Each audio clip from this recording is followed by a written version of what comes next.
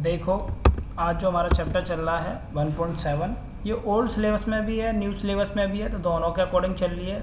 ये क्लास जो चल रही है दोनों के अकॉर्डिंग चल रही है। आज इस चैप्टर को हम करेंगे, इससे क्वेश्चन आते हैं। तो आप यहाँ तक क्या करते हैं, पहले जो गलती हुई थी 37 मार्क्स आए थे लॉ में मेरे, वो रीज़न यही था कि ये वाले जो पोर्शन था वो बच्चा स्ट्रॉन्ग नहीं करके जाता। कंपनी वाला पोर्शन अच्छा कर लेता है, ये वाला पोर्शन में क्या करते हैं लोग, गलती करते हैं। ठीक है, यहाँ पर दिख नहीं रहा है। बाद में इन्हीं चीज़ों पे काम किया अच्छे से। 37 पहले 37 थे, फिर 37 से 60 मार्क्स आए थे। आपको भी मैंने बोला 60 प्लस आएंगे। आप स्ट्रेटेजी में बता रहा हूँ, जो चीज़ें मैं करा रहा हूँ आप सिर्फ सिंपल तरीके से सुनते रहो अच्छे से। आपके नंबर ना आए तब बोलना भाई कि हाँ ऐसा हो गया वैसा हो गया। इस चैप्टर को पढ़ने से पहले आप समझेंगे, पुरानी क्लासेस में हमने आपके सेक्शन कराए।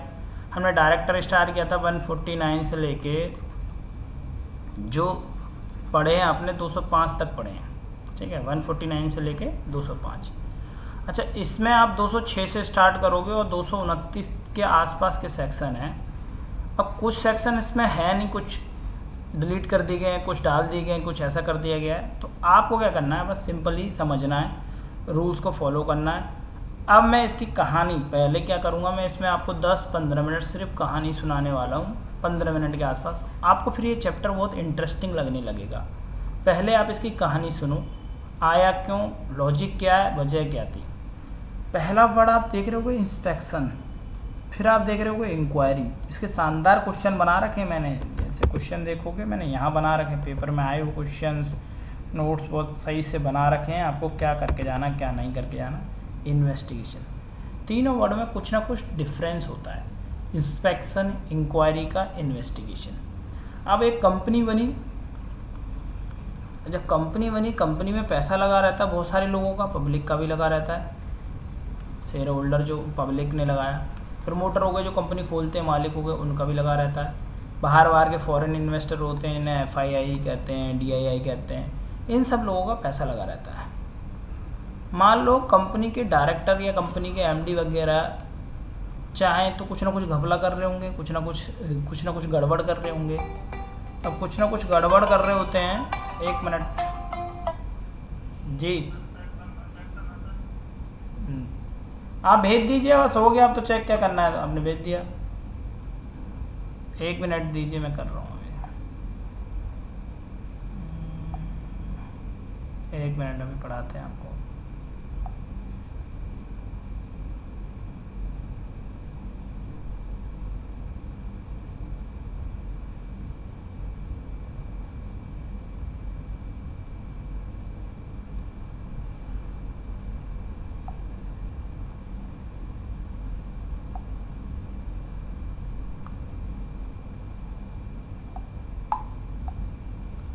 अब इसे पूरा कर दीजिए, ठीक है। अब इसको प्रॉपर, जैसे पहला पेज दूसरा पेज, अब इसको ऐसे मर्ज करके मुझे दे दीजिए, ठीक है। मैं लगा दूंगा आगे। अब बात करते हैं, हम क्या आते हैं, कंपनी है, कंपनी के अंदर कुछ ना कुछ गड़बड़ हो रही होगी, या कंपनी के अंदर कोई भी चीज़ें हो रही है। तो कंपनी के जो मेंबर होते हैं, पब्लिक हो गई जिन्होंने पैसा लगा रखा हो, तो शेयर होल्डर हो गए, गवर्नमेंट हो गई, तो वो क्या कहते हैं, यार इस कंपनी में कुछ ना कुछ गड़बड़ है, आप इंस्पेक्शन करिए, इंक्वायरी करिए, इन्वेस्टिगेशन करिए। तो तीनों वर्ड का मतलब ऐसे आया, जन्म हुआ। अब देखो, इनको पढ़ने से पहले, अब देखो, before going into the topic let us understanding the meaning of inspections, inquiry, investigation. Paper में तो आएगा नहीं, पर आ जाए 2 नंबर में, डेफिनेशन में है, तो आपको पता होना चाहिए तीनों में डिफरेंस क्या है, इंस्पेक्शन का मतलब क्या है। पढ़ते हैं भाई, इंस्पेक्शन का क्या मतलब है। इंस्पेक्शन, क्या हो गया, गुस्सा क्यों हो रहा है भाई, पेन आ जा।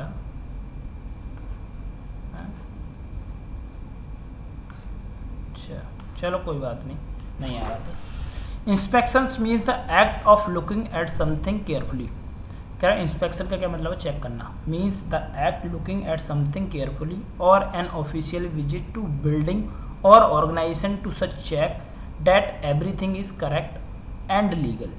Inspection by itself is a routine and is not a negative unless there is such a report on inspection. जब तक इसके ऊपर कोई रिपोर्ट नहीं बन जाती, जब तक ये सारी चीज़ें नहीं हो जाती, जब तक कोई दिक्कत नहीं है। ठीक है, ये बता रहा है। पर्पज़ क्या है इंस्पेक्शन का? पर्पज़ है ताकि हमारा सिस्टम ठीक से रहे। The purpose of inspections is confirm that the company organisation और individual is obeying the law regulations and guidelines. ये सारी चीज़ें ये सिस्टमेटिक तरीके से फॉलो कर रहे हैं। पढ़ने का लॉजिक और इस चैप्टर को पढ़ने की आगे की मंशा क्या है और इसमें ज़्यादा समय क्यों लूँगा, क्योंकि देखो ये चीज़ें आपके लिए अब नई हैं। डायरेक्टर था पुराना, वहाँ से क्वेश्चन आएंगे, वो आराम से हैंडल करोगे। आपको ये नए टॉपिक हैं, ये समझ में नहीं आएंगे, इसलिए मैं इसमें टाइम ज़्यादा लूँगा और ये पूरी बुक के तरीके से, अपने नोट्स के तरीके से सारा कुछ पढ़ा मैं इसलिए रहा हूँ। समझो, इसे फीलिंग के साथ समझना, मज़ा आएगा आपको। ठीक है, अब बात करते हैं inquiry. Inquiry is the official process और जुडिशियल इंक्वायरी। तो आपको एमसीक्यू में दे दे तो इसको इतना हाईलाइट करके रखो। Inquiry is a official process और judicial inquiry to discover the fact about of something bad. Inquiry तभी करते हैं हम किसी से। इंस्पेक्शन तो हम क्या करते हैं, जनरली चेक करने जा रहे हैं ऐसे ही। इंक्वायरी तब हम करते हैं, जैसे सीबीआई इंक्वायरी कर रही है तो कुछ ना कुछ गड़बड़ हुई है, तभी तो बैड हैपन, डेड हैपन, कुछ ना कुछ है जो कि हमें इंक्वायरी करने में मजबूर कर रहा है। एन इंक्वायरी, देखो इंक्वायरी और इन्वेस्टिगेशन आपको एक ही जैसा लगेगा। An inquiry is the process that has the aim of accumulating knowledge, resolving doubt और solving a problem. Inquiry denote a negative action. Negative action है unless the clean report is made. जब तक इसकी क्लीन रिपोर्ट नहीं आ जाती तब तक क्या है, एक नेगेटिव इम्पैक्ट। ठीक है, आगे क्या कहता है ये? आगे ये कहता है कि इन्वेस्टिगेशन मीन्स द एक्ट और process of examining of crime. Investigation ढंग से हो रहा है। इन्वेस्टिगेशन मीन्स द एक्ट और process of examining a crime, problem statement etcetera carefully specifically to discover the truth. ठीक है, पर्पज़ क्या है इसका? The purpose of an investigation is a gather information. Investigation कब कह सकते हैं? जब उसके पास कोई इन्फॉर्मेशन गैदर है पहले से ही। The purpose of an investigation is gather information and evidence to support the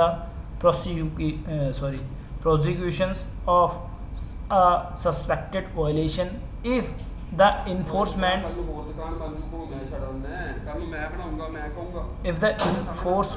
officer reasonably believes that there has been a violation of law, then they have the authority to conduct an investigations. Inspection is a negative routine. Inspection is not a negative routine and routine procedure, but inquiry or investigation is always negative. दोनों negative होते हैं. Sometimes inspection lead to the investigation. For inquiry and investigation there has some reason like information, complaint, etc.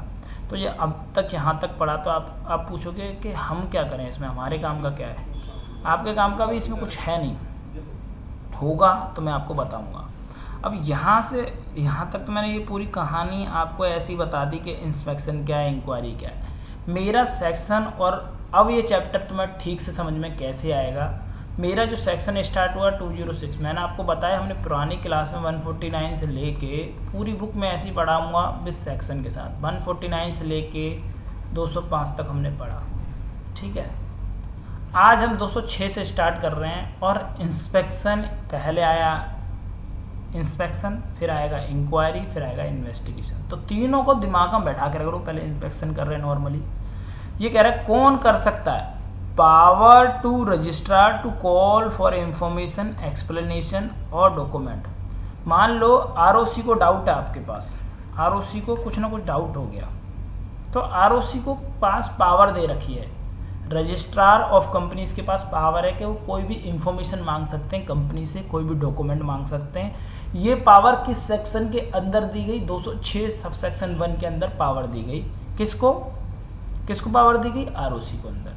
तो सबसे पहले company का registrar है, उसके पास power है कि वो इन्फॉर्मेशन मांग सकता है, उसको डाउट लग रहा है। तो अब देखते हैं according to section 206 of the companies Act where on an scrutiny of any document, scrutiny कर सकता है मतलब जांच कर सकता है, of any document filed by the company और any information received by him, जो उसके पास इंफॉर्मेशन पहले से आई। The registrar is of the opinion that any further information और एक्सप्लेनेशन और any further document relating to the company is necessary, ही मे और रिटर्न नोटिस दे सकता है रिक्वायर्ड टू द कंपनी। तो ये केस है कि वो इन्फॉर्मेशन मांग सकता है, आपसे नोटिस दे सकता है राइटिंग में। अच्छा, ये मुझे पॉइंट थोड़े से दिमाग में रखने पड़ेंगे। क्या मांग सकता है? जैसे to furnish in writing such information और एक्सप्लेनेशन, वो राइटिंग में मांग सकता है। To proceed such document within such a reasonable time, उसने जितना टाइम दे रखा है उस टाइम के अंदर देना पड़ेगा, as may be specified in notice, notice जाएगा पहले। It shall be the duty of the company, company की ड्यूटी है, उसको पे बताना पड़ेगा कि कोई भी इंफॉर्मेशन मांगे ये आरओसी के द्वारा तो वो देनी पड़ेगी उसे। तो it shall be the duty of the company and of its officer या फिर director concern to furnish such information और explanation the best of knowledge and power to procedure the document register within the time specified, ठीक है, within time specified. वे such information past से भी related हो सकती है, वो कुछ भी मांग सकता है ना आपसे। वे सच इंफॉर्मेशन और explanation related to any past period the officer who had been employment of the company for a such period if so called upon by the registrar. तो ये वाला जो पॉइंट है मेरे लिए ना बहुत इंपॉर्टेंट हो जाता है, और यहाँ से एग्जाम में क्वेश्चन पूछा है उसने। अब कहोगे भैया ये क्या बवाल है, तो बवाल ये है कि अब इस पॉइंट को ढंग से मैं अब आपको एक एक चीज़ पढ़ाऊँगा, तो आपको ना ध्यान देना है कि ये पॉइंट को अब हाईलाइट कर लो इसे अच्छे से। अब आ जाओ यहाँ पे, अब आपको एक चमत्कार दिखाते हैं इसमें। देखो भाई यहाँ पे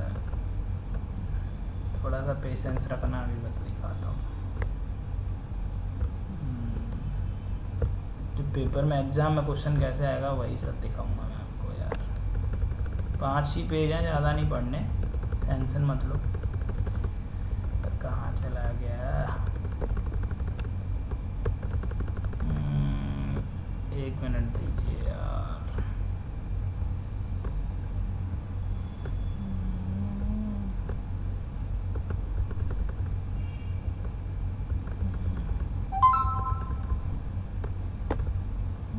इसमें रखा था मैंने, कहाँ गया?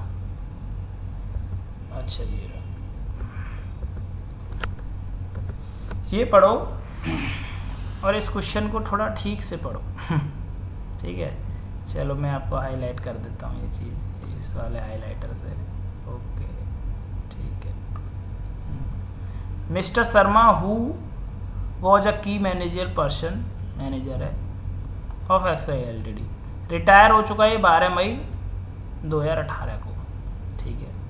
एन एग्जामिनेशन, ये कोई एग्जामिनेशन होने वाली है final account of the company for the year of 31 March 2018। The registrar company found some serious irregularities in writing of, कुछ उसे गड़बड़ मिली, और the huge amount of VAT debts, no satisfactory explanation was provide for the same from the company, company से मांगा, कुछ वो information नहीं दे पाए। In such situation the registrar of companies want to some explanation from the company, company से मांगना चाहती है। एंड मिस्टर शर्मा, ये क्वेश्चन भी बड़ा बन सकता है, ध्यान रखना। Can ROC seek explanation from the mister Sharma, ROC से क्या इंफॉर्मेशन मांग सकता है? आरओसी क्या उससे इंफॉर्मेशन मांग सकता है मिस्टर शर्मा से? एक तो पहली बात तो 206 सेक्शन सब सेक्शन बोलता है उसके पास पावर है। किसके पास पावर है? किसके पास पावर है? आरओसी के पास, कि वो कोई भी इंफॉर्मेशन डॉक्यूमेंट मांग सकता है। अब मान लो वो इंफॉर्मेशन पास्ट से रिलेटेड है, यहाँ पे कहानी पढ़ो। वेयर सच इंफॉर्मेशन और explanation related to any past the officer who had been in the employment of the company for such period if so called upon by the register, register बुला सकता है उसे ढंग से, इज्जत के साथ, आओ और एक्सप्लेनेशन दो। तो आपके पास ये मान लो एमसीक्यू आया, और एमसीक्यू आया तो इसका आंसर आप क्या देने वाले हो? ऑप्शन दे रखे हैं नो, ये 4 ऑप्शन है आपके पास। तो नो, पहली बात तो नो ही दिख रहा है तो हटाओ इसे। Mister Sharma call upon with the period of 1 year from the date of 1 year, हटाओ। Mister Sharma called with the necessary information with the explanation 180 days from the mister Sharma can called by the register इधर notice serve without any. अच्छा, इन तीनों में से आपका कौन सा आंसर आएगा, ज़रा सोचो और मुझे बताओ, फिर मैं आपको दिखाता हूँ यहाँ पर। As per provision of section 20 the companies act 2030 registrar can call for any, क्या कर सकता है, एनी इंफॉर्मेशन, सेक्शन 2 बोल रहा है उसे, एनी इंफॉर्मेशन एक्सप्लेनेशन और any other further document relating to company from the company and officer he which he think, बोल दिया उसने पूरी कहानी, सो पूरी बोल दिया। एक्सप्लेनेशन मंगा सकते हैं, writing also furnish such information explanation the best of knowledge. So in the case mister Sharma ex manager of the company can be called upon by the information explanation which was related to their period of service. अब option में आपको क्या समझ में आ रहा है कि option कौन सा हो सकता है तीनों में? Mister Sharma can called upon within a period of 1 year from the date of completion of service, ये नहीं। Mister Sharma can called upon for the necessary explanation within a period of 180 days from the date of leaving his office through the written notice serve, ये भी नहीं, 180 days की कोई कहानी नहीं है। Mister Sharma can called upon the register through a written notice serve on without any time period, तो आपका आंसर कौन सा हो जाएगा? डी। ठीक है, अभी तक यहाँ की इंफॉर्मेशन समझ में आई। ये जो रिलेटेड सेक्शन है ये कौन सा था? 206 सब सेक्शन 2 के अंदर, ये वाला पॉइंट। अब इसने 200 पूरा सीक्वेंस के साथ है, कंपनी लॉ पूरे सीक्वेंस के साथ। हम क्या करते हैं, उसे हवड़ तवड़ गलत फहमी में अनचन पढ़ के पूरी कहानी खराब कर लेते हैं। पूरा सिस्टम के साथ है, पढ़ो समझो, मैं बता रहा हूँ आपको जिस तरीके से करना।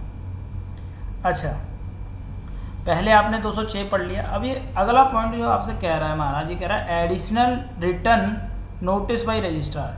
अगर मान लो उसे कोई ज़्यादा बड़ी इन्फॉर्मेशन चाहिए, कुछ एक्स्ट्रा इन्फॉर्मेशन चाहिए, तो उसके बाद क्या कर सकता है? वो इन्फॉर्मेशन मांग सकता है, इन्फॉर्मेशन वो मांग सकता है आपसे। The registrar may by another return notice call on company to produce for his inspection such further books of account मांग सकता है, पेपर मांग सकता है, कुछ भी मांग सकता है, as may be fit. Notice देगा वो, additional notice. If no information explanation furnished by registrar within the time specified under section 206 one section में मांगा था, वो दे नहीं पाया, तो वो एडिशनल नोटिस भेज देगा आपको कि भाई आप मुझे इन्फॉर्मेशन दो, पहले केस में। दूसरा, if registrar on an examination of document furnish, जो करे थे उससे वो सेटिस्फाई नहीं है, इनएडिक्वेट है, पर्याप्त नहीं है। इनएडिक्वेट का मतलब अपर्याप्त, मतलब वो चीज़ इनफ नहीं है, उसे और इन्फॉर्मेशन चाहिए। If the registrar is satisfy on the scrutiny of document furnished at unsatisfactory state of affairs, जो डॉक्यूमेंट देते उससे वो सेटिस्फाई नहीं है, अनसेटिस्फाई है, ठीक है, उसे मज़ा नहीं आ रहा है उसे चेक करने में, तो registrar shall record his reason in writing और इशू सच नोटिस। तो वो इन 3 केस के अंदर आपको क्या दे देगा? एक नोटिस सर्व कर देगा। तो अब तक जो इन्फॉर्मेशन पढ़ी, अब हमने इन्फॉर्मेशन समझी, मैं इसको थोड़ा सा मिटा लेता हूँ, MCQ समझ में आ गया होगा आपको। मैं यही लिखता हूँ, ये काली कहानी को आपको थोड़ा सा समझाता हूँ, इसी के ऊपर थोड़ा सा समझने की कोशिश करें, फीलिंग को समझें। आपने ROC के बारे में पढ़ा, रजिस्ट्रार कंपनी, उसके पास पावर है, क्या कर सकता है वो? कॉल कर सकता है, किसके लिए? डॉक्यूमेंट के लिए। अच्छा, 206 के अंदर उसे पावर मिली। अगर 206 के अंदर वो कोई बंदा सेटिस्फाई नहीं हुआ, तो वो एडिशनल नोटिस भेज देगा आपको। एडिशनल नोटिस जो भेजेगा वो 206 अंदर 3 के अंदर भेजेगा। 206 सब सेक्शन 2 हमने पढ़ लिया, किससे रिलेटेड? पास से रिलेटेड। अगर कोई इन्फॉर्मेशन है तो कोई भी एम्प्लॉय ने काम किया था, उसको वो नोटिस भेज के उससे इन्फॉर्मेशन एक्सप्लेनेशन मांग सकता है, ये उसके ऊपर राइट है, ठीक है।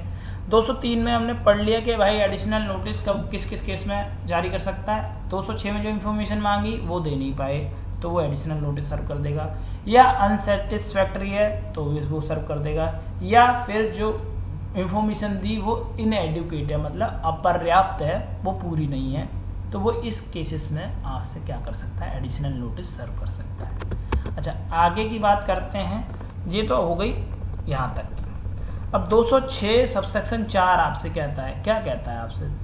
आराम से समझिए इसको भी प्यार मोहब्बत के साथ। देखो पूरा मज़ा लीजिए सेक्शन का, फील करके पढ़ोगे ना आपको समझ में आए। मैं कह रहा हूँ एक बार नहीं आएगा, 2 बार नहीं आएगा, कितनी बार में नहीं आएगा, एक क्लास को 3 बार सुनो। अगर याद नहीं होता है तो इस नंबर पे कांटेक्ट करो भाई, याद मैं कराऊँ आपको, ठीक है।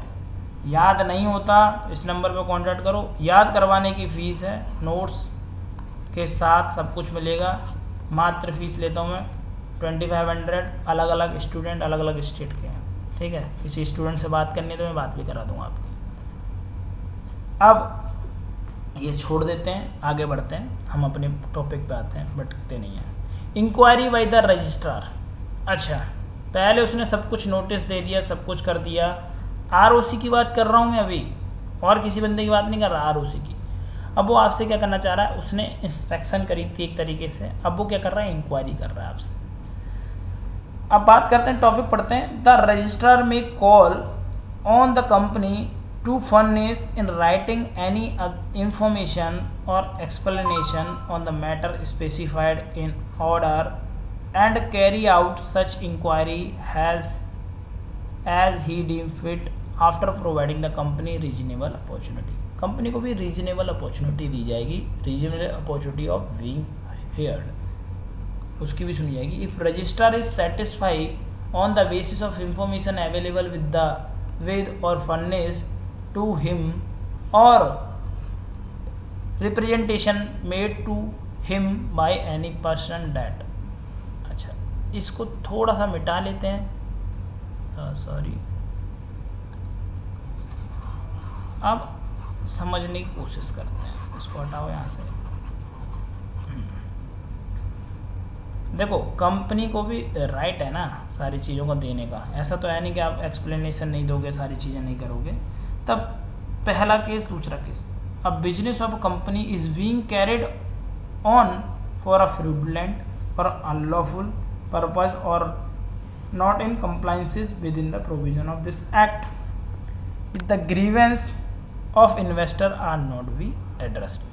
किसी की कोई प्रॉब्लम थी, उनको एड्रेस नहीं किया गया। इन्वेस्टर की कोई प्रॉब्लम है, उसको नहीं सुना जा रहा, तो इस केसेस में वो क्या कर सकता है, आपकी इंक्वायरी कर सकता है। पहला पॉइंट तो ये कहता है आपको इन्फॉर्मेशन देनी पड़ेगी, इन्फॉर्मेशन देनी पड़ेगी भाई इंक्वायरी के लिए। इंक्वायरी कर रहा है तो before calling the company to furnish in writing any information explanation any carrying out of inquiry, the registrar has to inform the company of allegations made against by the written order। written order डाला जाएगा। अगर कोई allegation लगा रहे हैं तो return में सारी चीज़ें देनी पड़ेगी, ऐसा नहीं है कि आप रिटर्न में नहीं दोगे। The central government may if it is satisfied the circumstances warrant direct to the registrar और an inspector.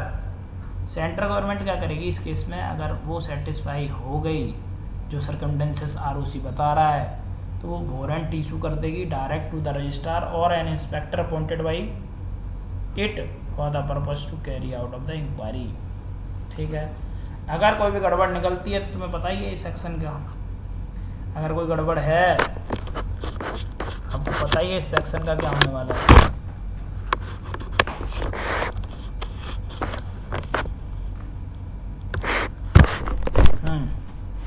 It further provides the where the business of the company has been carried on for the fraudulent or unlawful purpose. Every officer of the company who is default shall be punishable for fraud in the manner as provided in section 44, 47, 447। तो sequence बहुत system से चल रहे हैं। हम थोड़ा सा सोचें इसके बारे में। 203 में हमने क्या करा, एडिशनल वो क्या दे दिया उसे, एडिशनल नोटिस के लिए हमने बोला कि भाई मैं अभी सेटिस्फाई नहीं हूँ, नोटिस दे दिया। अब हमने पढ़ा 203 सब सेक्शन 4 की बात कर रहे थे हम, सब सेक्शन 2004 के बारे में बात कर रहे हैं, हमने 4 के बारे में बात करा। अभी 2006, अरे यार क्या बोल रहा हूँ मैं, 206 सब सेक्शन 4, 206 सब सेक्शन 5, इसके बारे में बात कर रहा हूँ। ठीक है, इसमें क्या था, आरओसी क्या कर सकता है, इंक्वायरी कर सकता है। अगर इंक्वायरी में सेंट्रल गवर्नमेंट एग्री हो गई, सेंट्रल गवर्नमेंट सेटिस्फाई हो गई, तो इसकी बैंड बजने वाली है। फिर क्या आने वाला है, 3 ही चीज़ पढ़ी थी हमने, पहले क्या इंस्पेक्शन, फिर इंक्वायरी, फिर क्या पढ़ रहे थे इन्वेस्टिगेशन। अब ये inspection wise central government involve हो गई तो सेंट्रल गवर्नमेंट क्या करेगी, पहले देखेगी कि यार कुछ गड़बड़ तो नहीं करती है, कुछ क्या हुआ है, केस क्या है, रीजन क्या है, ठीक है।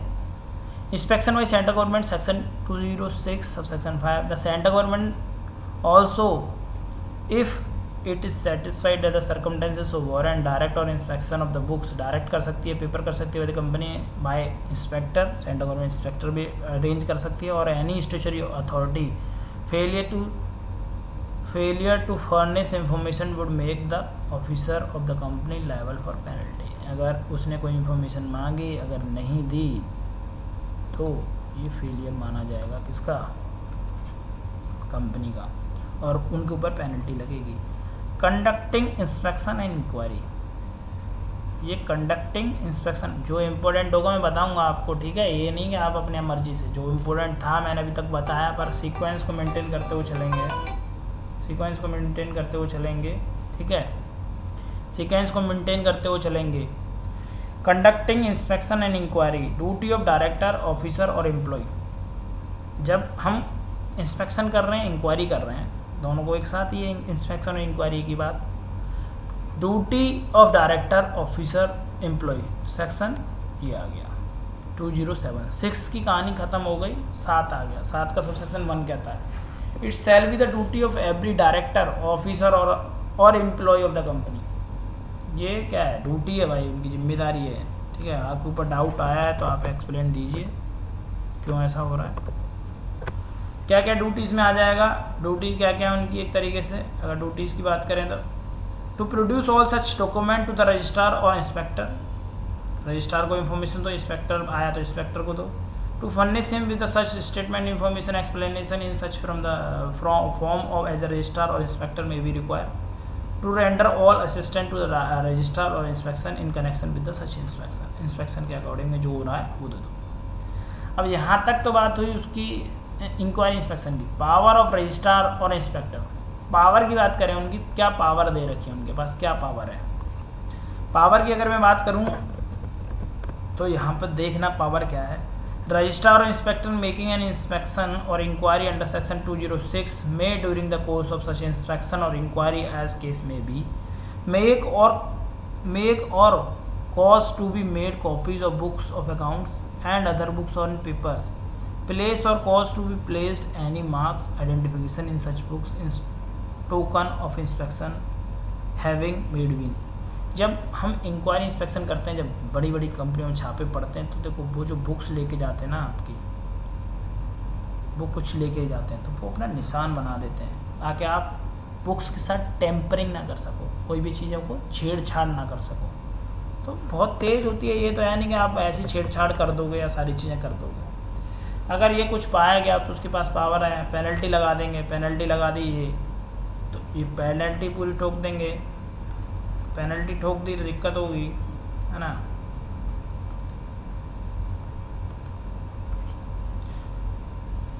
इफ एनी डायरेक्टर और officer of the company disobey the direction issued by the registrar और इंस्पेक्टर, जो उसने बोला है तो वो पनिशेबल है। ये जस्ट रीड पर्पज़ के लिए पढ़ना है आपको, जो इम्पोर्टेंट होगा मैं बताऊँगा कहानी।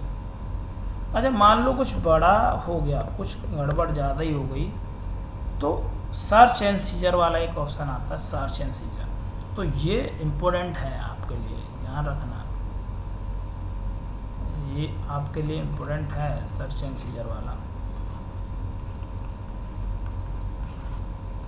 Search means examination of public records to determine and confirm of property legal ownership. ये क्या इम्पोर्टेंट है, क्यों इम्पोर्टेंट है बताऊंगा। And find out what claims are on the property. Seizure को मतलब करना है forcible taking of property by government law enforcement official from person who is suspected of violating और is known to have violated the law. Search and scissor is a procedure used many civil law and common law legal system by which police or other authorities and their agents who is suspected that crime has been committed to search of persons property and confiscate any relevant evidence to the crime. Such section 209 ये important है आपको। कौन कौन से ऐसे case हैं, देखो ये इम्पोर्टेंट नहीं है, पेपर में ये नहीं पूछेगा what is the search and scissor, ठीक है, तो ये भूल जाना कि ये सर्च एंड सीजर में पूछेगा। सर्च एंड सीज इम्पोर्टेंट है, किस केस में हम सर्च एंड सीज कर सकते हैं। अब हर कोई आपकी कंप्लेंट करने के लिए तैयार है, मान लो कोई कंपनी दूसरी कंपनी में कंप्लेंट कर देगी, तो हर केस में हम सर्च एंड सीजर करते रहेंगे क्या? इसमें तो बहुत सारा प्रोसीजर में लग जाएगा। मान लो किसी ने आपके ऊपर आरोप लगा दिया, आपने ऐसे ऐसे किया है, तो हर आपकी इंक्वायरी करेंगे क्या प्रॉपर, वो आपके बुक्स ऑफ अकाउंट ले जाएंगे, फिर तो हमेशा कंपनी कोई काम ही नहीं कर पाएगी। तो कुछ एक ऐसी सिचुएशन तो होनी चाहिए जिसमें हम सर्च और सीज करेंगे, मतलब बंद कर देंगे, भाई आप कोई भी एक्टिविटी नहीं करोगे, सीज कर दिया। कुछ ना कुछ तो चाहिए इन्फॉर्मेशन, कोई ना कोई इन्फॉर्मेशन दो, या कोई कंप्लेंट करेगा तभी तो हम सर्च और सीजर करेंगे, क्या ऐसे अपनी मर्जी से तो नहीं कर लेंगे। तो यहाँ से क्वेश्चन आता है, यहाँ से आता है असली क्वेश्चन, ये इसलिए इम्पोर्टेंट है सर्च एंड सीजर। देखो भाई क्या क्वेश्चन है, where upon the information in his possession और अदरवाइज द रजिस्ट्रार और इंस्पेक्टर हैज़ रीजनेबल ग्राउंड, या तो इनके पास कोई रीजनेबल ग्राउंड है, या इनके पास कहीं से इंफॉर्मेशन आई है या किसी ने कंप्लेंट की है, to believe that the books and paper of the company are relating to. पहला, the key manager persons any director auditor company secretary फलाना ठिकाना सारी पूरी information are likely to be destroyed multiplicated altered, कुछ ना कर रहे गड़बड़ कर रहे हैं, he may after obtaining an order from the. देखो अगर आपको सर्च और सीजर करना है तो आपको पहले परमिशन लेनी पड़ेगी, किससे? ये जो लाइन है ना, अगर ये आपने हाईलाइट नहीं करी तो आप पेपर में कुछ नहीं, ये मुझे कैसे पता है, क्योंकि मैंने ये जब पढ़ा था ना, ये बहुत फील करके पढ़ा था, और ये MCQ हर जगह आपको कहीं ना कहीं घूमते फिरते दिखेंगे, तो आपको इसको दिमाग में रखना है। पहले मैं पेन ले लूँ, हाईलाइटर कर दिया है। देखो भाई, फ्रॉम सच स्पेशल कोड से इन्हें परमिशन लेनी पड़ेगी अगर आप एंटर कर रहे हो किसी ऑर्गेनाइजेशन के अंदर, तो ये बताएगा कि आप किसी ऑर्गेनाइजेशन में एंटर कर रहे हो या ये कर रहे हो वो कर रहे हो, ये आपको बार बार क्वेश्चन आएगा। स्पेशल कोड एंटर करने से पहले, या see such books and paper considers the registrar और inspector shall return the books of paper seize not later than, इससे ज़्यादा दिन तक वो होल्ड नहीं कर सकते 180 डेज आफ्टर सच सीजर, अगर सीज कर दिया है तो आपने। तो ये क्वेश्चन भी आपको एग्जाम के अंदर आता है कि कितने दिन तक रख सकते हैं, मैक्सिमम 180 डेज। फर्दर चाहें तो वो 180 डेज और ले सकते हैं, सेकंड पॉइंट में बात कर रहा है। द इंस्पेक्टर, तुमसे तो वो 180 डेज वाला क्वेश्चन ही पूछेगा। एक minute, the books and papers may be called for by the registrar और inspector for further period 180 days of an order in writing if there is needed again, अगर जरूरत है तो ले सकते हैं। रजिस्ट्रार और inspector before returning the such books and paper offer take copies of extract, वो कॉपी ले लेंगे, ये सारी तो जनरल बात है, क्या करेंगे उसके साथ वो रख के।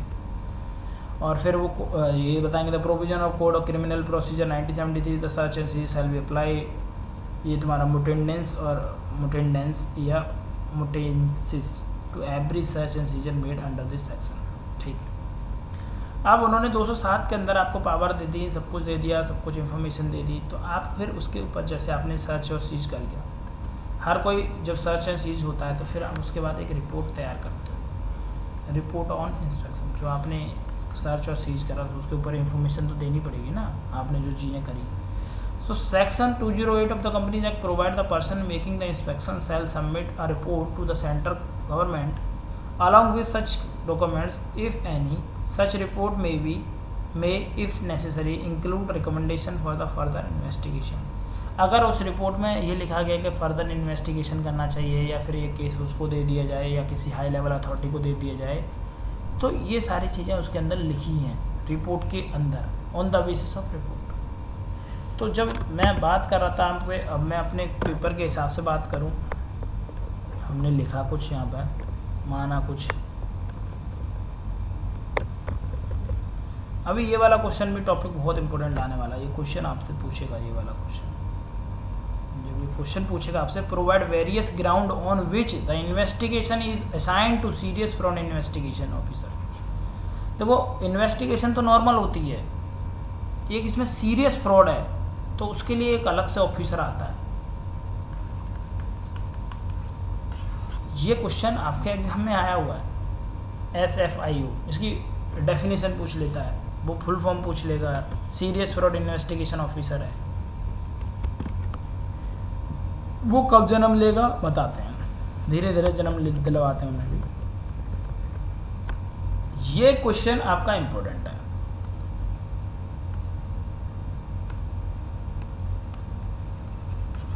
कैसे? Investigation into affair of the company, क्या क्या परमिशन है यहाँ से, किस किस के ऊपर कर सकते हैं इन्वेस्टिगेशन। इंक्वायरी की बात नहीं कर रहा हूँ मैं, अब इन्वेस्टिगेशन चल रही है। सेक्शन 210 से लेके 229 of the company act containing provision relating to investigation of affair of the company, investigation within the meaning of the relevant provision of the act for the deeper probe into the affairs of the company in the fact of the finding. ये पूरा read करना है आपको, search करना है। देखो, where central government of is opinion that sir investigation कौन सा कर सकता है, किसके ऊपर बेसिस पे हम कर सकते हैं investigation, on the receipt of report of registrar या फिर इंस्पेक्टर ने अंडर सेक्शन 208 के अंदर ही तो इन्होंने रिपोर्ट बनाई।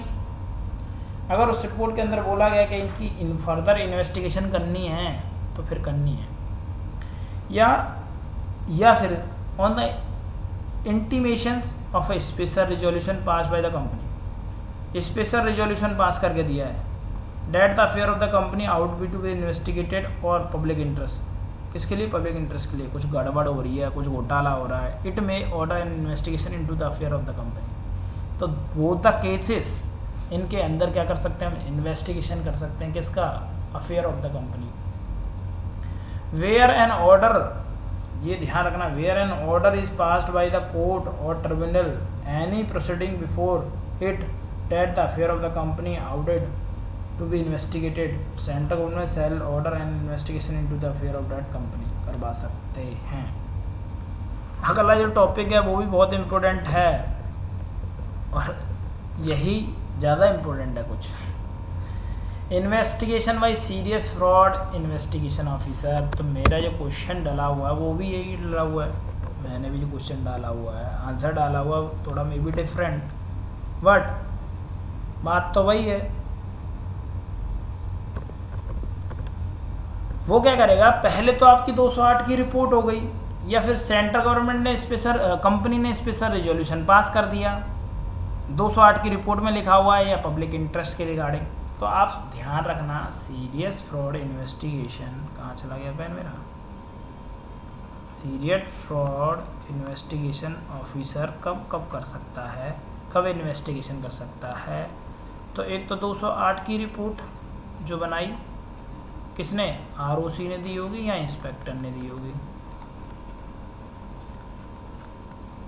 ठीक है, या सेंट्रल या कंपनी में pass the special resolution request to the central government के इन्वेस्टिगेशन करो, हमारी कंपनी में गड़बड़ हो रही है, या सेंट्रल गवर्नमेंट ने ऑर्डर पास कर दिया है, कुछ ना कुछ तो गड़बड़ है पब्लिक इंटरेस्ट में, दूसरा पॉइंट, या department central government state government का request to investigation under the serious fraud investigation, central government तो उन्होंने कर दिया। अच्छा, इसका आंसर इस तरीके से लिखा हुआ है ना,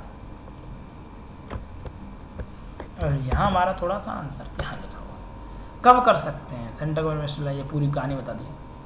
अब यहाँ पे सुनो, आंसर अपनी अपनी इंस्टीट्यूट की बुक के हिसाब से लिखोगे तो आपको पूरे में से पूरे नंबर मिलते हैं, ठीक है, बट अगर याद नहीं होगा तो कोई बात नहीं, मैं याद कराऊंगा। On the receipt of report of registrar और इंस्पेक्शन अंडर सेक्शन 208, जो एग्जाम में क्वेश्चन आए हुए हैं वो मैं बताऊंगा, लैंग्वेज कैसे लिखनी है, याद कैसे करना है, मैंने बताया आपको।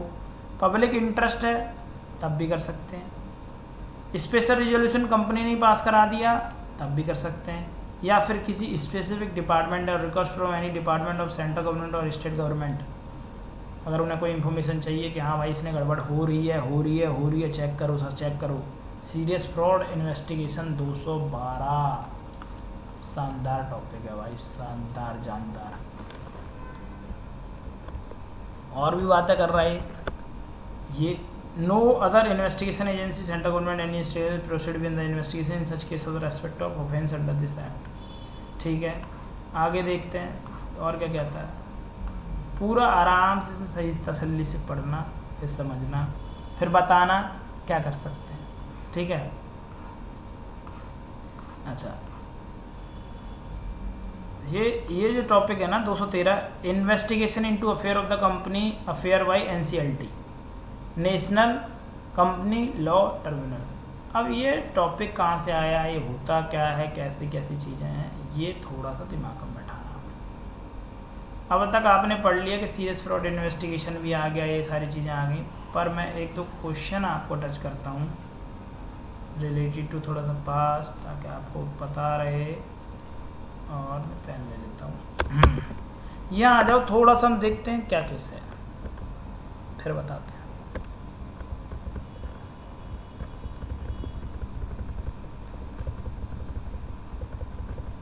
ये था, इसका भी थोड़ा हाईलाइट करते हैं। मैंने अभी क्वेश्चन पढ़ा नहीं है। A group of director, sorry, a group of creditor of X Limited makes a complaint to the ROC of the companies। Creditor थे, इनको पैसा लेना होगा कंपनी से, ये क्रेडिटर हैं। क्रेडिटर क्या होते हैं, कंपनी से पैसा लेना होगा। अब कंपनी क्या कर रही है, पैसा देने में कुछ ना कुछ गड़बड़ कर रही होगी, या कुछ ना कुछ ऐसी चीज़ें कर रही है कि ये पैसे नहीं दे पा रही, तो ये ROC के पास जाते हैं, कंप्लेंट कर देते हैं कंपनी की। दे ascertain that the management of the company induced destruction of the falsifications accounting records of the company, whatever, जो भी उन्होंने कंप्लेंट कर दी, ठीक है। कोई भी कंप्लेंट करने जा सकता है भाई। The complaint request to the ROC to take an immediate step to stop the management to tamper with the records. अच्छा, इनको बोला गया कि भाई जाओ और उसके मैनेजमेंट को बोलो और टेम्पर रिकॉर्ड्स को उनको मना कर दो कि कुछ ना करें। The complaint was received in morning 1 जनवरी 2019। बताऊँगा ये क्यों टाइम दे रहा है, क्या कर रहा है। An ROC to enter in a premises within half an hour for search, ठीक है। The course of action that can be taken by registrar. तो पहली बार जब हमने पढ़ा था, ROC के पास पावर है क्या उसकी प्रेमिसेस में एंटर करने के लिए? नो, नहीं कर सकता। अगर करना है तो आपको स्पेशल कोर्ट से, मैंने कहाँ से पकड़ा, ये सर्च की बात कर रहा हूँ। सर्च और सीज हम जब ही कर सकते हैं जब हम स्पेशल कोर्ट से परमिशन लेके आएंगे। तो आंसर यहाँ पे यही है, ऑप्शन में ये पढ़ोगे आपको समझ में आएगा। और मैं आपको सिर्फ एक्सप्लेनेशन पढ़ाता हूँ, ये पढ़ाता हूँ, एक्सप्लेनेशन पढ़ो। According to section 209 of the companies act 2013, registrar में enter and search of the place where such books and paper are kept and seize them only after obtaining an order of special court. जब मैं तुम्हें इसलिए बता रहा था special court important है, क्यों है वो मैंने बता दिया आपको। अगला क्वेश्चन जो पूछा गया है आपसे, 219 पढ़ रहे हो आप, ये सारी चीज़ें पढ़ रहे हो, है ना, ये क्वेश्चन पूछे गए पेपर में। अच्छा, ये दोबारा डाल दिया गया है।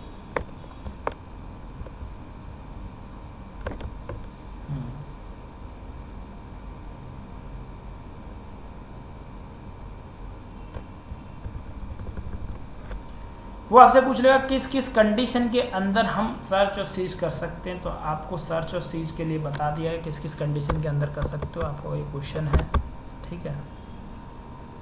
अब आपके बुक का अंदर है, पूरा क्वेश्चन इम्पोर्टेंट है पहला वाला, ठीक है। पहले थोड़ा सा पढ़ लेते हैं, आज क्लास को फिर इस वाले सेक्शन तक ही रखेंगे, इसके बाद हम नेक्स्ट क्लास को इसमें नेक्स्ट क्लास में करेंगे। पहले से थोड़ा सा आज का ये वाला भी कर लेते हैं। नेशनल कंपनी लॉ ट्रिब्यूनल में register company under the following situation. पहले बार NCLT आ गया। जैसे हमारे यहाँ पे कोर्ट होते हैं ना, जैसे हम पढ़ रहे हैं अभी लॉ, जो पहला चैप्टर पढ़ोगे वहाँ पे पूरी इन्फॉर्मेशन दे रखी है।